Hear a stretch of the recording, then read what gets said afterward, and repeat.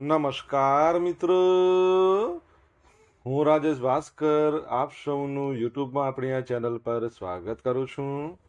મિત્રો, આજે આપણે તારીખ 29મી સપ્ટેમ્બર 2025ના કેટલાક મોસ્ટ ઇમ્પોર્ટન્ટ કરંટ અફેર અને અગાઉની પરીક્ષામાં પૂછાયેલા કેટલાક ઇમ્પોર્ટન્ટ પ્રશ્નો વિશે ડિટેલમાં ચર્ચા કરીશું, જે આપને આવનારી પરીક્ષા માટે ખૂબ જ ઉપયોગી સાબિત થશે. તો મિત્રો, આપ આ ચર્ચા સાથે જોડાઈ રહેજો અને વિડીયોને પહેલેથી લઈને છેલ્લે સુધી પૂરેપૂરો જોવાનો આગ્રહ રાખજો.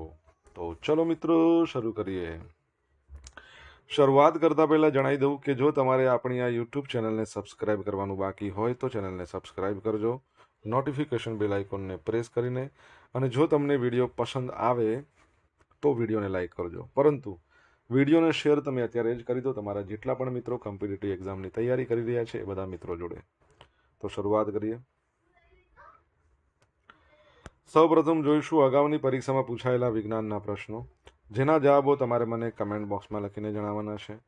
વિડીયોના લાસ્ટમાં જ્યારે હું તમને આ દરેક પ્રશ્નના જવાબ જણાવું ત્યારે તમારે ચેક કરવાનું છે કે તમે આપેલા પ્રશ્નો જવાબમાંથી કેટલા પ્રશ્નો જવાબ સાચા છે, અને જેટલા પણ પ્રશ્નો જવાબ સાચા હોય એનો આંકડો તમારે કમેન્ટમાં લખવાનો છે કે 10માંથી આટલા સાચા છે. ડેઇલી જીકે ટેસ્ટમાં આપણે રોજ 10 પ્રશ્નો પૂછીએ છીએ, એમાંથી 5 પ્રશ્નો વિજ્ઞાનના હોય છે. બાકીના જે 5 પ્રશ્નો છે એ ગુજરાતની કળા, સંસ્કૃતિ અને વારસાના પ્રશ્નો છે. તો તમે તમારા આન્સર આપો નીચે કમેન્ટ બોક્સમાં, અને હું આજના કરંટ અફેરનો પ્રથમ પ્રશ્ન છે એની શરૂઆત કરું છું.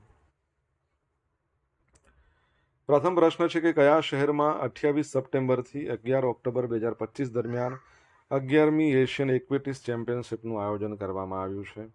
તો જવાબ આવશે આપણા અમદાવાદમાં. કઈ જગ્યાએ? અમદાવાદમાં. તો અમદાવાદમાં તમને ખ્યાલ હશે કે નવનિર્મિત બન્યું છે વીર સાવરકર સ્પોર્ટ્સ કોમ્પ્લેક્સ. ત્યાં 11મી એશિયન એક્વેટિક્સ ચેમ્પિયનશિપનું આયોજન કરવામાં આવ્યું છે.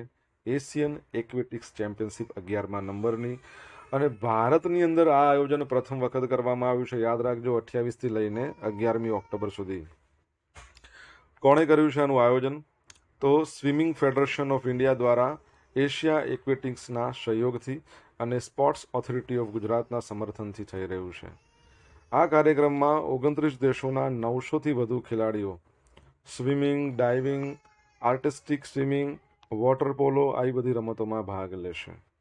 આ ચેમ્પિયનશિપનું આયોજન ભારત માટે એક બહુ મોટું પગલું છે, જે 2030 કોમનવેલ્થ ગેમ્સ અને 2036 ઓલિમ્પિક ગેમ્સ આવી બધી આંતરરાષ્ટ્રીય ઇવેન્ટની યજમાની કરવા ભારતનું જે મહત્વકાંક્ષા છે ને એને મજબૂત કરશે. એટલે ભારત એવું ગણતરી રાખે છે કે આપણે 2036ની જે ઓલિમ્પિક છે એનું આયોજન અમદાવાદમાં કરીએ. એના માટે બીડ યોજાશે ને એમાં જો ભારત બીડ જીતે છે તો પછી 100% ફાઇનલ અમદાવાદ.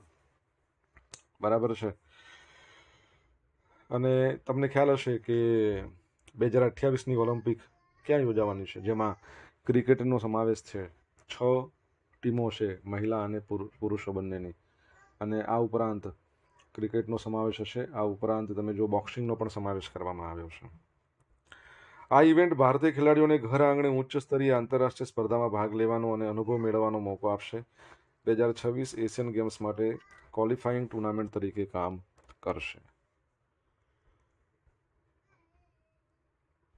દર વર્ષે વર્લ્ડ હાર્ટ ડે ક્યારે મનાવવામાં આવે છે? તો જવાબ આવશે કે 29મી સપ્ટેમ્બર, આજનો દિવસ. અને આ વર્ષની થીમ છે don't miss a bit. Don't miss a bit. વિશ્વ હૃદય દિવસ દર વર્ષે 29મી સપ્ટેમ્બરના રોજ ઉજવાય છે. હૃદય એ માનવ શરીરનું એક મુખ્ય અંગ છે, અને જો તેની કામગીરીમાં વિક્ષેપ પડે કે કાર્ય કરવાનું બંધ પડે તો વ્યક્તિનું મૃત્યુ થઈ જાય છે. લોકોમાં હૃદયને સ્વસ્થ અને તંદુરસ્ત રાખવા માટે પ્રેરિત કરવા માટે જાગૃતતા ફેલાવવા માટે વિશ્વ હૃદય દિવસ ઉજવવામાં આવે છે. 2000ની સાલમાં 24મી સપ્ટેમ્બરે પ્રથમ વખત વિશ્વ હૃદય દિવસની ઉજવણી થઈ. ક્યારે? 24 સપ્ટેમ્બરે. એન્ટોની બીએસડી લુનાએ આ દિવસની ઉજવણીમાં મુખ્ય ભૂમિકા ભજવી. 1927થી 1999 સુધી તેઓ વર્લ્ડ હાર્ટ ફેડરેશનના અધ્યક્ષ હતા. જો કે પાછળથી વર્લ્ડ હાર્ટ ડે 24મીની જગ્યાએ 29મીએ ઉજવવાનું શરૂ થયું છે. ડોન્ટ મિસ અ બીટ એની આ વર્ષની થીમ છે. તમને ખબર હોય ભારતમાં જે આઈઆઈટી છે ને એમાંનું એક આઈઆઈટી જેણે કહી શકાય કે કૃત્રિમ હૃદય બનાવ્યું, નામ શું છે જણાવો? પ્રખ્યાત કન્નડ લેખક ડોક્ટર S.L. ભૈરપ્પાનું 94 વર્ષની વયે બેંગલુરુમાં અવસાન થયું છે.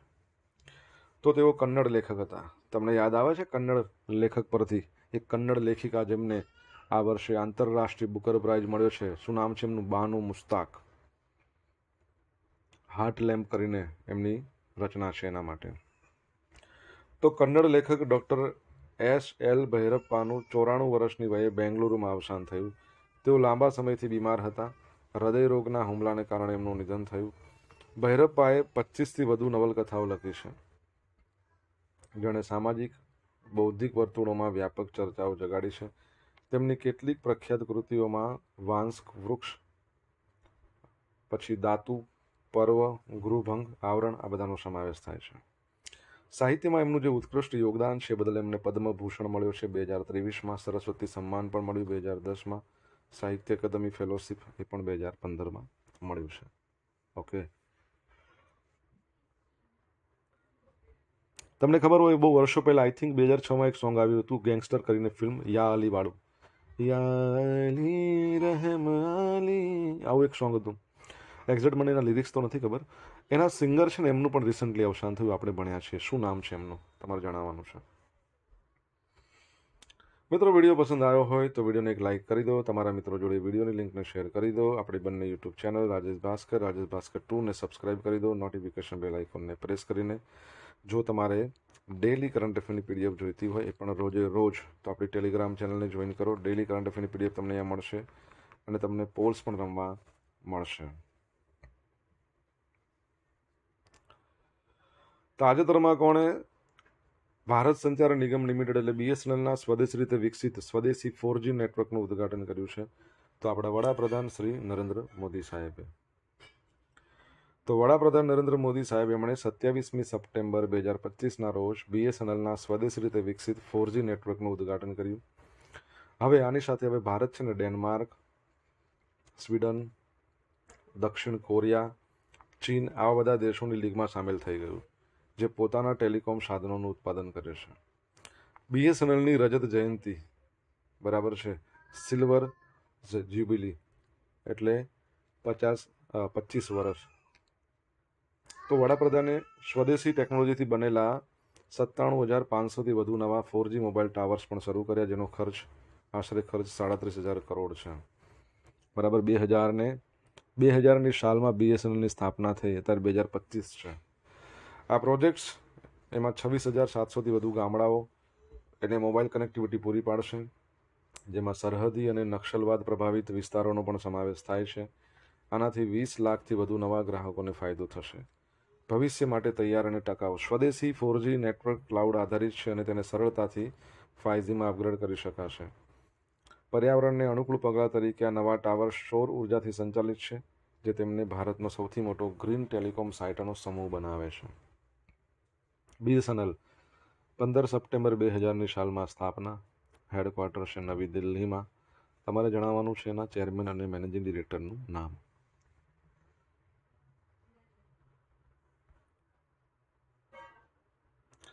ઉત્તર પ્રદેશ આંતરરાષ્ટ્રીય વેપાર શો 2025નું આયોજન ક્યાં કરવામાં આવ્યું છે? તો જવાબ આવશે ગ્રેટર નોઈડા. ક્યાં કરવામાં આવ્યું છે? ગ્રેટર નોઈડા. તો વડાપ્રધાન નરેન્દ્ર મોદીએ ગ્રેટર નોઈડા ખાતે ઉત્તર પ્રદેશ આંતરરાષ્ટ્રીય વેપાર શો 2025નું ઉદ્ઘાટન કર્યું. આ કાર્યક્રમ 25થી 29 સપ્ટેમ્બર સુધી ચાલશે, જે ઉત્તર પ્રદેશમાં રોકાણ અને ઔદ્યોગિક વિકાસને વેગ આપવા માટે એક મહત્વપૂર્ણ પ્રયાસ છે.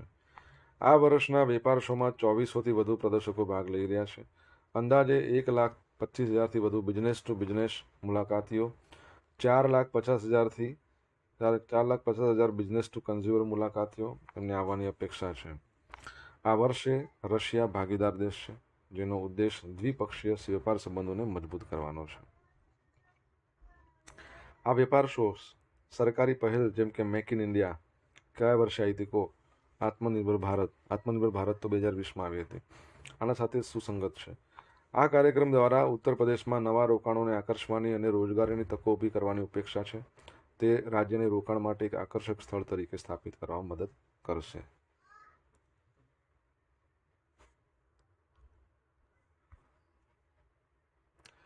પટણામાં યોજાયેલ 4 દિવસીય આંતરરાષ્ટ્રીય સાહિત્યિક મહોત્સવ ઉન્મેષ સફળતાપૂર્વક સંપન્ન થયો. તો બિહારના હાલના રાજ્યપાલ છે આરિફ મોહમ્મદ ખાન. એમના દ્વારા ઉદ્ઘાટન કરવામાં આવેલા કાર્યક્રમમાં 16 દેશો અને 100થી વધુ ભાષાઓનું પ્રતિનિધિત્વ કરતા 550થી વધુ સાહિત્યિક વ્યક્તિઓ એક મંચ પર આવ્યા.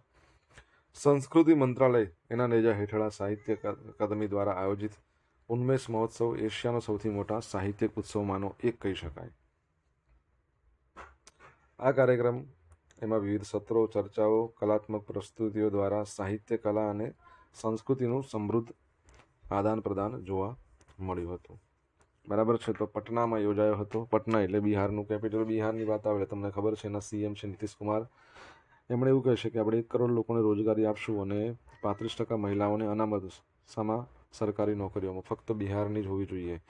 તમને ખબર હોય તો અત્યારે વિધાનસભાની ચૂંટણીઓ આવી રહી છે ને તેના માટે કેટલા યુનિટ વીજળી ફ્રી આપી દીધી છે. બરાબર છે. અને બેલેટ પેપરમાં તમને ખબર છે અત્યારે જે ચેન્જીસ કરવામાં આવે છે એનો અમલ પણ બિહારની ચૂંટણીમાં જ થવાનો છે. આગળ વધીએ.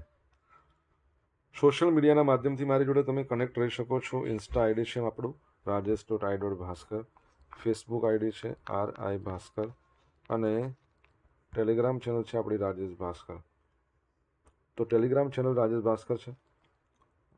અહીંયા તમને ડેલી કરંટ અફેરની PDF અને પોલ્સ રમવા મળશે. જો ભણવાની મજા આવી તો વિડીયોને લાઇક કરો, તમારા મિત્રો જોડે વિડીયોની લિંકને શેર કરો. આપણી યુટ્યુબ ચેનલ જો સબસ્ક્રાઇબ નથી કરી તો સબસ્ક્રાઇબ કરો, નોટિફિકેશન બેલ આઇકોનને પ્રેસ કરીને. તાજેતરમાં કોણે પુરુષોના બેલોન ડીઓર એવોર્ડ જીત્યો છે? તો ઓસ્માન ડેમ્બલે. કોણે જીત્યો છે? ઓસ્માન ડેમ્બલે. તો પેરિસના થિયેટર ડુ સેટલેટ ત્યાં 69મો બેલોન ડીઓર સમારોહ યોજાયો. તેમાં 2024-25 સિઝનના શ્રેષ્ઠ ફૂટબોલ પ્રતિભાઓને સન્માનિત કરવામાં આવ્યા. પેરિસ સેન્ટ જર્મન એના છે ઓસ્માન ડેમ્બલે. એમણે પુરુષોનો બેલોન ડીઓર એવોર્ડ જીત્યો. બાર્સેલોનાની એતાના બોનમતી એમણે 3જી વખત મહિલા કેટેગરીમાં બેલોન ડીઓર જીતીને ઇતિહાસ રચ્યો છે. ઓસ્માન ડેમ્બલેની વાત કરીએ, 28 વર્ષના છે. એમના માટે અદ્ભુત સિઝન હતી, જેમણે 37 ગોલ કર્યા અને 15ને આસિસ્ટ આપી. તેમના શાનદાર પ્રદર્શનથી PSGને ઇતિહાસમાં પ્રથમ વખત UEFA ચેમ્પિયન્સ લીગનો ખિતાબ જીત્યો. આ સાથે લીગ 1 અને કુપેની ફ્રાન્સનો ડોમેસ્ટિક ડબલ પણ જીત્યો. મેદાન પર તેની સતત અસરકારકતા માટે તેને ફૂટબોલનો આ સૌથી પ્રતિષ્ઠિત વ્યક્તિગત સન્માન મળ્યો છે. એતાના બોનમતીની વાત કરીએ તો બાર્સેલોના અને સ્પેનનું પ્રતિનિધિત્વ કરે છે. સતત 3 વખત હેટ્રિક મારી ગયા છે એમણે, અને આવું કરનાર પ્રથમ મહિલા પણ બન્યા છે. તેમની અસાધારણ શ્રેષ્ઠતા મહિલા ફૂટબોલના ઇતિહાસમાં એક નવો માપદંડ સ્થાપિત કરે છે. બરાબર છે. તો યાદ રાખજો. આગળ વધીએ.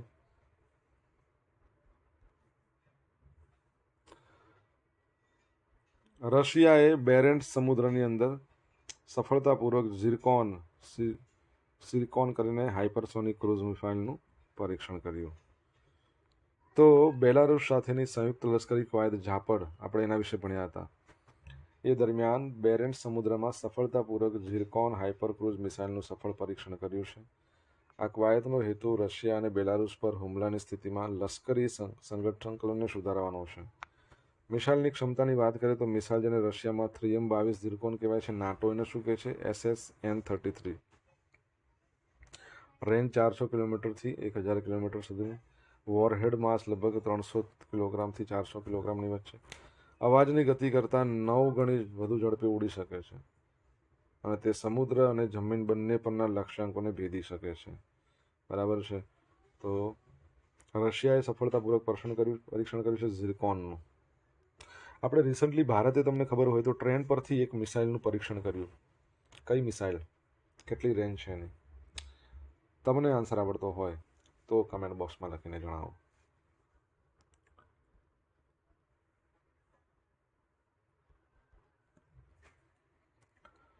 હવે મિત્રો જોઈશું અગાઉની પરીક્ષામાં પૂછાયેલા વિજ્ઞાનના પ્રશ્નો.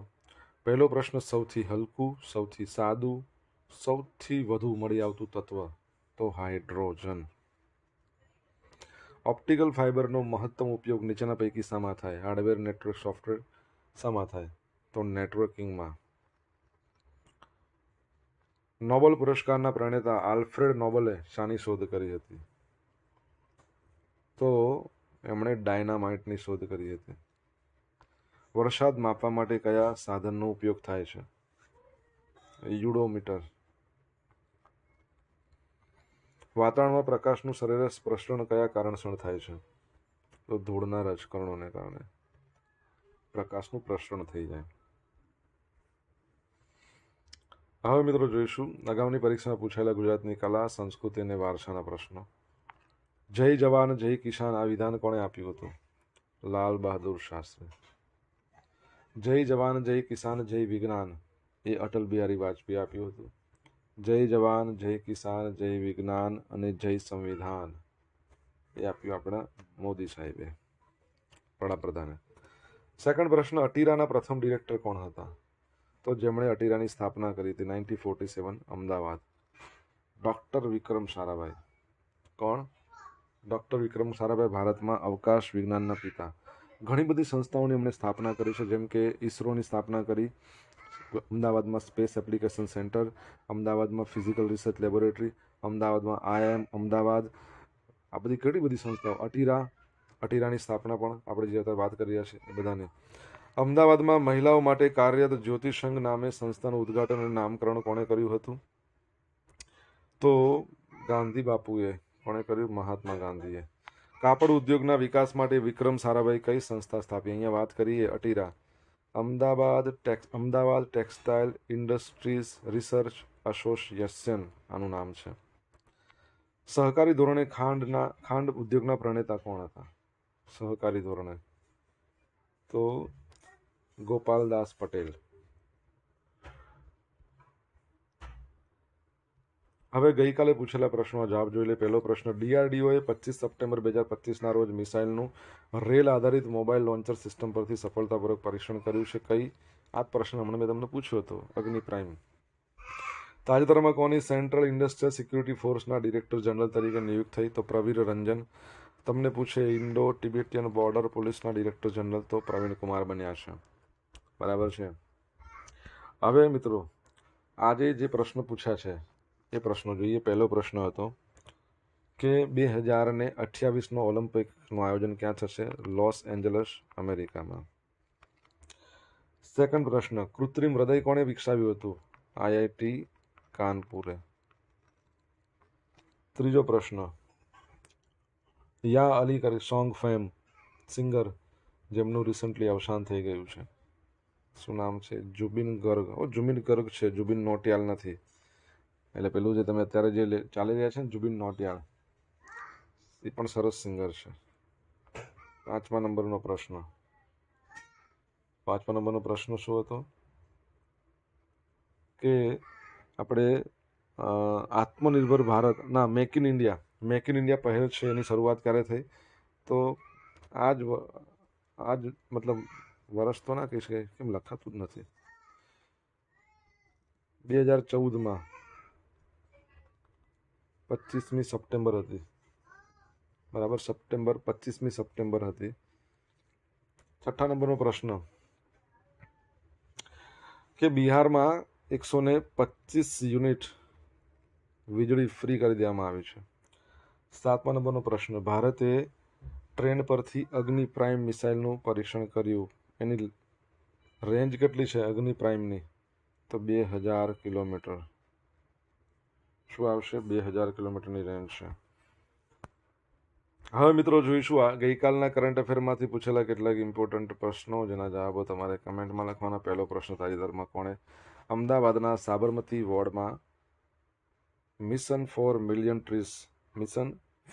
ટ્રીઝ જેવું આવશે, એટલે આ 4 એટલે ચોગડો, આનું અભિયાન હેઠળ વૃક્ષારોપણ કર્યું. સેકન્ડ પ્રશ્ન, રાષ્ટ્રીય ભૂવિજ્ઞાન પુરસ્કાર 2024 અંતર્ગત કેટલા ભૂવિજ્ઞાનીઓને સન્માનિત કરવામાં આવ્યા છે? તમને જવાબ આવડતો હોય તો કમેન્ટ બોક્સમાં લખીને જણાવજો. તો આ હતા આજના દિવસના કેટલાક મોસ્ટ ઇમ્પોર્ટન્ટ કરંટ અફેર. સાથે આપણે જોયું અગાઉની પરીક્ષામાં પૂછાયેલા ઇમ્પોર્ટન્ટ પ્રશ્નો, એના જવાબોની સાથે આશા રાખું બધાને ભણવાની મજા આવી હશે. મજા આવી હોય તો વિડીયોને લાઈક કરી દો. તમારા મિત્રો જોડે વિડીયોની લિંકને શેર કરી દો. આપણી બંને યુટ્યુબ ચેનલ રાજેશ ભાસ્કર 2 ને સબસ્ક્રાઈબ કરી દો, નોટિફિકેશન બેલ આઇકોનને પ્રેસ કરીને. તો મિત્રો, thank you so much for watching this video. Have a nice day. જય હિન્દ, જય ભારત, જય જય ગરવી ગુજરાત.